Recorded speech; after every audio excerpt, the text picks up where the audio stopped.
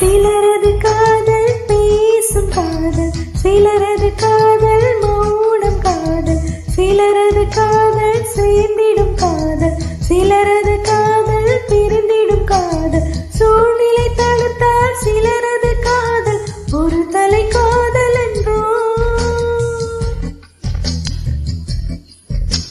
யோகம் இருந்தால் சிலரது காதல் இரு தலை காதல்.